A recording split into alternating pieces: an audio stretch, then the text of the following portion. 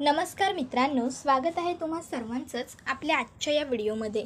आपल्या या व्हिडिओमध्ये आपण जाणून घेणार आहोत ठरलं तर मग या मालिकेच्या पुढील काही येणाऱ्या भागांचे लेटेस्ट त्याचबरोबर अपडेट। त्यामुळे पटापट व्हिडिओला लाईक करा, तसेच चॅनलला सबस्क्राईब करून बेल आयकॉन आठवणीने प्रेस करा, जेणेकरून तुम्हाला पुढच्या प्रत्येक व्हिडिओचं नोटिफिकेशन मिळत जाईल आणि सर्व व्हिडिओंचा आनंद हा अगदी उत्तम पद्धतीने घेता येईल।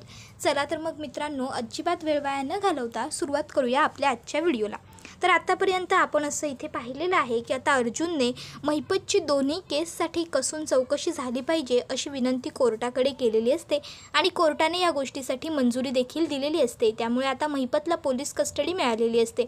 दामिनी देशमुखला मात्र आता फार टेन्शन आलेलं असतं, कारण तिला आता साक्षीला तर सोडवायचंच आहे, त्याचबरोबर आता तिला महिपतला सुद्धा या सगळ्याच्या बाहेर काढायचं आहे। तर दुसरीकडे प्रियाला सुद्धा प्रचंड टेन्शन आलेलं असतं, कारण आता अर्जुन आणि रविराज काका हे दोघं जण एक झालेले असतात आणि तिला माहीत असतं की जर हे दोघं एक झाले तर मात्र मग माझं काही खरं नाही, मग मला कोणीही वाचवू शकणार नाही। मग जर आता मला या सगळ्यातून बाहेर पडायचं आहे तर काहीतरी युक्ती मला करावीच लागेल। आता नेमकी प्रियाने काय युक्ती केली आहे आणि कशा पद्धतीने प्रिया स्वतःच या युक्तीमध्ये अडकणार हे सगळं काही आपण या व्हिडिओमध्ये जाणून घेणार आहोत। चला तर मग अजिबात वेळ वाया न घालवता वळूया आपल्या मेन मुद्द्याकडे। तर आता आपण इथे पाहतो की महिपतला पोलिसांनी अटक केल्यानंतर प्रियाला प्रचंड टेन्शन आलेलं असतं। तिला जवळपास घाम फुटलेला असतो, कळत नसतं की आता मी काय करू, कारण जर अर्जुन महिपतसारख्या व्यक्तीला अडकवू शकतो तर मग मी काय आहे, अर्जुन मला सुद्धा नक्कीच अडकवू शकतो। पण मग आता मला काय करता येईल अशा गोष्टींचा विचार प्रिया करत असते। तिला सुचत नसतं की आता मी काय करू आणि कशा पद्धतीने मी आता याच्यातून बाहेर पडू। तर इकडे दुसरीकडे प्रतिमा आत्या ह्या रोज देवीच्या देवळात जात असतात। तिथे भजन हे रोज होत असतं दुपारी आणि त्यामुळे प्रतिमा आत्यांना भजन वगैरे ऐकून जरा मनाला बरं वाटत असतं, जरा त्यांना शांतता वाटत असते आणि त्यामुळे त्या रोज दुपारी एकट्याच मंदिरात जात असतात। आता ते मंदिर फार काही लांब नसल्यामुळे रविराज काकासुद्धा त्यांना एकटीने जाण्या येण्याची परवानगी देऊन टाकतात। अगदी घरापासून 20-25 मिनिटांच्या अंतरावरती ते मंदिर असतं आणि त्यातही प्रतिमा आत्या गाडीने येत असतात। तर आता प्रिया विचार करते की जर मला अर्जुनचं आणि किल्लेदारचं लक्ष डायव्हर्ट ह्या केसपासून करायचं असेल तर सगळ्यात उत्तम मार्ग आहे ती म्हणजे प्रतिमा। पण मग मला काय करावं लागेल, प्रतिमाचं काहीतरी बरं वाईट व्हायला लागेल। जर प्रतिमा काही आजारी वगैरे झाली तर, पण नाही, नको। जर काही बरं वाईट झालं तर या सगळ्यात एक काम करते, सध्या तिला किडनॅप करते, त्याच्यानंतर जे काही करायचं आहे तिचं ते मला पुढे ठरवता येईल आणि ही गोष्ट मला स्वतःला सुद्धा हात चिखलात न घालता करून घेता येईल। फक्त यासाठी पैसा ओतावा लागेल, तो मी त्या महिपत शिखरेच्या मुलीकडनं, त्या साक्षीकडनं बरोबर वसूल करून घेईन। कारण जर त्यांनासुद्धा या केसच्या बाहेर पडायचं असेल तर अर्जुनचं आणि किल्लेदारचं लक्ष या केसवरती राहता कामा नये याच्याकडे त्यांचाही कळ असेल। जर प्रतिमाच गायब असेल तर मग त्या दोघांचंही लक्ष फक्त प्रतिमाला शोधण्यावरती लागून जाईल आणि प्रतिमाला मी अशा कुठल्या तरी ठिकाणी ठेवेन की तिथे ती स्वतःलाच सापडणार नाही की ती कुठे आहे, मग ती दुसरं कोणाला काय सापडेल। आणि मग आता प्रियाने हा प्लॅन मास्टर बनवलेला असतो, पण त्यासाठी आता ती विचार करते की प्रतिमा रोज काय करते, कुठे जाते, कोणाशी बोलते, कोणाला भेटते, या बारीक गोष्टींवरती मला लक्ष ठेवावं लागेल। आणि मग ती घरामध्ये सांगते की मला आईबाबांची खूप आठवण येते, मी जाऊन त्यांना भेटून येते। आता लगेचच पूर्णाजी आणि कल्पना प्रियाला परवानगी देतात की ठीक आहे, माहेरी जावं वाटतंय तर जाऊन ये। प्रिया ही आता आलेली असते, पण प्रतिमा त्यावेळी बरोबर देवळात गेलेले असतात। रविराज काकांची प्रिया चौकशी करायला लागते, पण केसमुळे रविराज काका प्रियावरती जरा नाराजच असतात, त्यामुळे ते प्रियाशी जरा कमीच बोलतात। सुमन काकी तिकडे आलेली असते। प्रिया सुमन काकीची चौकशी करते आणि तिला म्हणते नागराज काका कसं आहे। सुमन सांगत असते की बरे आहेत, ते सुद्धा ते कामासाठी जरा बाहेर गेलेत। बरं मला सांग, तू कशी आहेस, घरचे सगळे तुझ्या कसे आहेत। प्रिया सगळ्यांची माहिती वगैरे सांगते आणि मग विचारते काकी आई कुठे दिसत नाही आहे गं, आई कुठे आहे। त्यावर सुमन काकी सांगते अगं वहिनी, तू यावेळेस जर कधी आलीस ना तर तुला घरी मिळणार सुद्धा नाही, त्या दर दिवशी मंदिरामध्ये जातात। त्यावर प्रिया विचारते दर दिवशी मंदिरात का गं। त्यावर लगेचच सुमन काकी सांगते अगं आपल्या घराजवळचं जे देवीचं देऊळ आहे ना, तिथे रोज भजन असतं आणि तुला तर माहिती आहे की प्रतिमा वहिनी किती धार्मिक आहेत ते. मग त्यांना भजन ऐकल्यावर जरा मनाला बरं वाटतं, शांती वाटते असं म्हणतात. त्यामुळे त्या मंदिरात जातात. प्रिया म्हणते, आपल्या घराजवळ कुठे मंदिर आहे सुमन काकी? त्याबरोबर रविराज काका सांगतात, मंदिर माहीत असण्यासाठी ना अगोदर मंदिरात कधीतरी जावं लागतं तन्वी. मंदिर काय असंच मी इथे आहे असं सांगत नाही. आणि त्यानंतर ते तिकडनं रागात निघून जातात. आता प्रियासुद्धा घरी आलेली असते आणि आता प्रियाला ही गोष्ट कळलेली असते की घरापासून 20-25 मिनिटाच्या अंतरावर जे मंदिर आहे तिथे प्रतिमा रोज जाते. आणि मग प्रिया आता प्रतिमाला मंदिरात जातानाच किडनॅप करण्याचा प्लॅन बनवते. पण ती विचार करते की मला ह्या 2-3 दिवसात हे असं काही करायला नको, कारण आता जर मी असं काही केलं तर मग यांना सगळ्यांना माझ्यावरती दाट संशय येईल. आणि मग ती विचार करते कोणालाच माझ्यावरती संशय यायला नको याची पहिले मला तयारी करून घेतली पाहिजे. आणि मग आता प्रिया ठरवते की मी स्वतः रोज प्रतिमाबरोबर किमान 1-1.5 आठवडा मंदिरामध्ये जाणार. आणि एखाद्या दिवशी मी तिला सांगणार की आई आज मला वेळ नाही आहे, आज तू एकटीच मंदिरामध्ये जा. आणि ती एकटी मंदिरात ज्या दिवशी जाईल बरोबर त्याच दिवशी मी तिला किडनॅप करणार. म्हणजे लोकांना असं वाटेल की मी तिच्याबरोबर नसताना हा डाव कोणीतरी साधला आहे, म्हणजे कोणालाही माझ्यावर संशय येणार नाही. आणि त्या दिवशी मी घरातच थांबेन, म्हणजे कोणाला असं वाटणार नाही की या सगळ्यामागे मी आहे, कारण मी तर सगळ्यांच्या बरोबर सगळ्यांच्या समोर घरातच असेन. आणि मग प्रियाने हा प्लॅन तिचा सक्सेसफुल करण्यासाठी अश्विनची मदत घ्यायचं ठरवलेलं असतं. ती अश्विनला बरोबर ज्या दिवशी प्रतिमा त्याचं किडनॅपिंग होणार असतं त्या दिवशी घरी थांबायला सांगणार असते, जेणेकरून ती प्रतिमाला असं सांगेल की आज अश्विन घरी आहे आणि मला अश्विनबरोबर वेळ घालवायचा आहे. ठरलेल्या प्लॅनप्रमाणे प्रिया प्रतिमाला कॉल करते आणि म्हणते, आई मलासुद्धा तुझ्याबरोबर मंदिरात यायचं आहे गं. प्रतिमा आत्या म्हणते, काय तू आणि मंदिरात? त्याबरोबर प्रिया सांगत असते, का गाई मी तुझ्याबरोबर येऊ शकत नाही का? अगं कितीतरी दिवस होऊन गेलेत, आपण छान अशा काही गप्पा वगैरे मारलेल्याच नाही आहेत. त्यामुळे मी म्हणत होते की मलासुद्धा तुझ्याबरोबर मंदिरात यायचं आहे. मंदिरातलं वातावरण कसं शांत आणि नम्र असतं, तिथे बसून बोललं तर जरा बरं वाटेल, मोकळं प्रसन्न वातावरणात. त्याबरोबर प्रतिमा आत्याला हे ऐकून बरं वाटतं. प्रतिमा आत्या म्हणते, ठीक आहे ये मग तू उद्या माझ्याबरोबर. आणि मग ती ही गोष्ट रविराज काकांना सांगते की आपली तन्वीसुद्धा माझ्याबरोबर उद्या मंदिरात येणार आहे. उद्या मी तिच्याकडून अभिषेक करून घेईन देवाला असा विचार करते.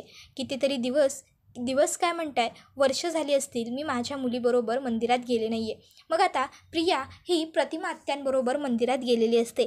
भजन हे सुरू झालेलं असतं.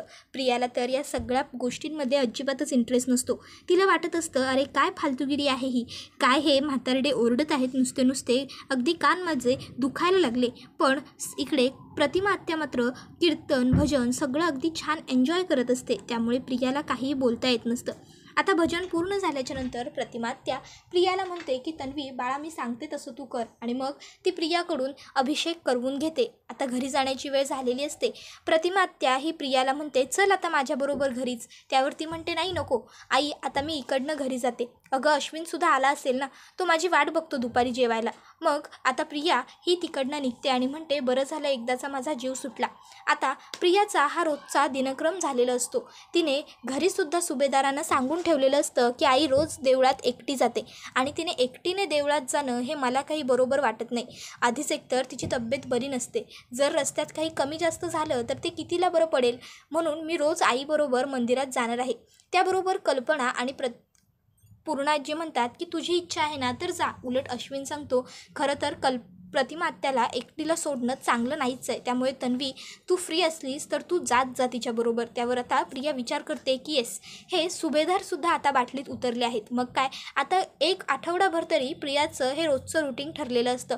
सकाळी उठायचं, आंघोळ वगैरे करायची, आवरायचं आणि प्रतिमा आत्याच्या घरी जायचं. तिथनं तिला पिकअप करायचं, मंदिरामध्ये घेऊन जायचं. भजन कीर्तन झालं की पुन्हा तिला आणून घरी सोडायचं, थोडा वेळ टाईमपास करायचा आणि तिकडनं निघायचं. आता हे जवळपास 1-1.5 आठवडा रुटीन झाल्यानंतर आता सगळ्यांना प्रियावरती विश्वास पटलेला असतो की प्रिया रोज प्रतिमा आत्याला व्यवस्थित आणते आणि सोडते सुद्धा. मग आता प्रिया एका दिवशी अचानक प्रतिमा आत्याला कॉल करते आणि म्हणत असते, आई ऐक ना, अगं उद्या मला तुझ्याबरोबर मंदिरामध्ये यायला जमणार नाही गं. ते काय झालं आहे ना, उद्या अश्विन घरी असणार आहे, म्हणजे त्याची विकेंड आहे ना, म्हणून तर मला उद्या त्याच्याबरोबर वेळ घालवायचा आहे. खरं तर अशी त्याची इच्छा आहे, मला यायचं होतं. पण त्यावर प्रतिमा आत्या म्हणते, अगं असू दे बाळा, काही हरकत नाही, शेवटी तुझं नवीन लग्न झालं आहे, तुम्हाला वेळ मिळायला हवा की. त्याबरोबर आता इकडे प्रिया थँक्यू बाई असं म्हणून फोन कट करायला लागते. आता खरं तर इथे प्रियाला अश्विनबरोबर वेळ वगैरे काही घालवायचा नसतो, तर तिला प्रतिमा आत्याचं किडनॅपिंग करायचं असतं आणि अश्विन हा स्वतःहून काही घरी राहणार नसतो. तिनेच अश्विनला बळजबरीने घरी थांबवून घेतलेलं असतं. त्याला सांगितलेलं असतं की अश्विन, अरे कितीतरी दिवसात आपण एकत्र वेळच घालवलेला नाही आहे, आता तू उद्या सुट्टी घे. आणि प्रतिमा आत्याला सांगितलेलं असतं की अश्विन हा घरी थांबला आहे आणि त्याला माझ्याबरोबर वेळ घालवायचा आहे. आता इथे प्रतिमा आत्याला उद्या एकटीलाच देवळामध्ये जायचं असतं. पण आता रोज आपल्याला जर कोणाची तरी सोबत भेटत असेल आणि अचानक एखाद्या दिवशी आपल्याला एखाद्या ठिकाणी एकटीला जावं लागत असेल तर अर्थात आपल्यालासुद्धा नकोच वाटतं. आता तीच गोष्ट प्रतिमा आत्याच्या बाबतीतसुद्धा घडते. प्रतिमा आत्याला एकटीला मंदिरामध्ये जाणं नको वाटत असतं. मग आता ती विचार करते की मी काय करू, माझ्याबरोबर सोबत म्हणून कोणाला घेऊ. मग आता ती या विचारामध्ये बुडलेली असताना ती विचार करते, सुमनला घेऊ का, नाही नको, सुमनला दुपारची खूप कामं असतात. तर दुसरीकडे आता प्रिया ही त्या किडनॅपरना फोन करत असते. इतक्यात तिकडे अश्विन येतो. अश्विनला बघून प्रिया लगेच फोन कट करते आणि म्हणते, अरे बघ ना, कधीपासून मैत्रिणीला कॉल ट्राय करते पण ती काही उचलतच नाही आहे. तर दुसरीकडे प्रतिमा आत्या आता विचार करते की उत्तम आयडिया आहे, मी रविराजनंच म्हणते आपण दोघं मंदिरात जाऊ म्हणून. तसंही किती दिवस झाले मी आणि रविराज आम्ही दोघं एकत्र कुठे बाहेरच गेलेलो नाही आहोत. त्या बहाण्याने एकामेकाबरोबर जरा गप्पासुद्धा होतील येता जाताना आणि दोघांचं एकत्र दर्शनसुद्धा होईल. मी तरी जात असते वरचेवर देवळात, पण रविराज तर जातच नाही. मग ती रविराज काकांना सांगते की उद्या तन्वीला माझ्याबरोबर मंदिरात यायला जमणार नाही आहे, तर तुम्ही माझ्याबरोबर मंदिरात चला. आता रविराज काका म्हणतात, इतकंच ना, ठीक आहे, येईन की मी, कधी जायचं आहे आपल्याला ते सांग मला. त्यावर प्रतिमा आत्या म्हणते, अहो रोजच्या माझ्या वेळी दुपारी. त्याबरोबर रविराज काका म्हणतात की ठीक आहे, मग उद्या दुपारी जेवल्यानंतर मी येईन तुझ्याबरोबर मंदिरात. आता त्या दोघांचा मस्त प्लॅन ठरलेला असतो. पण सकाळ सकाळ रविराज काकांना एक महत्त्वाच्या इयरिंगसाठी आपल्याला जायचं आहे सर, असा त्याच्या असिस्टंटचा फोन येतो. आता मग रविराज काका प्रतिमा आत्याला सांगतात, प्रतिमा सॉरी गं, पण माझी एक इयरिंग लागली आहे बरोबर आज आणि मला तिकडे जावं लागेल. खरं तर माझ्या लक्षात ही गोष्ट नव्हती, मला माझ्या असिस्टंटने सांगितलं. त्याबरोबर आता प्रतिमा आत्या म्हणते, काही हरकत नाही, जा तुम्ही. रविराज काका म्हणतात, तू नक्की एकटी जाशील ना, नाहीतर एकटी जाण्यापेक्षा तू एक काम का करत नाही, तू सुमनला घे ना तुझ्याबरोबर, तू आणि सुमन मस्त गप्पा मारत गाडीतून जाल आणि गाडीतून याल. त्यावर प्रतिमा आत्या सांगते, अहो नाही नको, बिचाऱ्या सुमनला दिवसभर घरामध्ये किती कामं असतात, बिचारी राबत असते आणि दुपारच्या वेळेत जेवून खाऊन सगळेजण आपापल्या कामाला गेले की कुठंतरी ती जरा आराम करायला, कंबर टेकायला बेडवरती पडते. आता जर मी तिला या वेळेतसुद्धा डिस्टर्ब केलं तर बिचारीला कसं बरं वाटेल. त्याबरोबर रविराज काका म्हणतात की बरं मग ठीक आहे, तू मग एकटी जाशील ना, गाडी घेऊन जा आणि गाडीतूनच ये, ड्रायव्हर बरोबर घे. प्रतिमा आत्या होकार देते सगळ्या गोष्टींसाठी. आता रविराज काका त्यांच्या कामासाठी निघून गेलेले असतात. प्रतिमा आत्यासुद्धा निघण्याची तयारी करतच असते. इतक्यात प्रिया प्रतिमा आत्याला कॉल करते आणि आई तू निघालीस का गं असं विचारते. प्रतिमा आत्या सांगत असते की नाही गं बाळा, अजून निघाली नाही आहे, मी निघायची तयारीच करते. का गं, तू येणार आहेस का माझ्याबरोबर. त्याबरोबर प्रिया म्हणते, अगं नाही आई, मी नाही येणार आहे. त्यावर प्रतिमा आत्या म्हणतात, अगं मग कॉल का केलास तू. त्याबरोबर प्रिया म्हणत असते, अगं आई, तू रोज माझ्याबरोबर येतेस ना, आज एकटी जाणार आहेस म्हणून मग मला तुझी काळजी वाटली, कशी जाशील काय, म्हणून फक्त विचारायला कॉल केला. बरं मला सांग, तुझ्याबरोबर कोणी येणार आहे का, म्हणजे बाबा किंवा सुमन काकी वगैरे. आता खरं तर प्रियाने खातर जमा करून घेण्यासाठी कॉल केलेला असतो.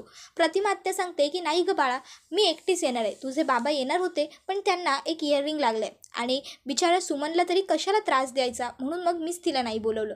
मग प्रिया म्हणते बरं चालेल आई आणि फोन कट करते. आणि ती त्या गुंडांना कॉल करून सांगते की हे बघा, मी तुम्हाला एक फोटो पाठवलाय, त्या बाईला किडनॅप करायचं आणि मी जो पत्ता पाठवलाय त्या पत्त्यावरती नेऊन बांधून ठेवायचं, तिला तुमचे चेहरे दिसता कामा नये, समजलं. त्याबरोबर आता ते गुंड म्हणतात, काम होऊन जाईल पण त्याच्या आधी रोख रक्कम लागेल. त्याबरोबर प्रिया म्हणत असते, हो मला माहिती आहे, तुम्हाला 15,000 रुपये रोख रक्कम मी आता पाठवून दिलेली आहे आणि पुढचं जे काही मानधन असेल ते काम झाल्याच्या नंतर मिळेल. आता इकडनं प्रतिमा आत्या ही घरातनं निघालेली असते.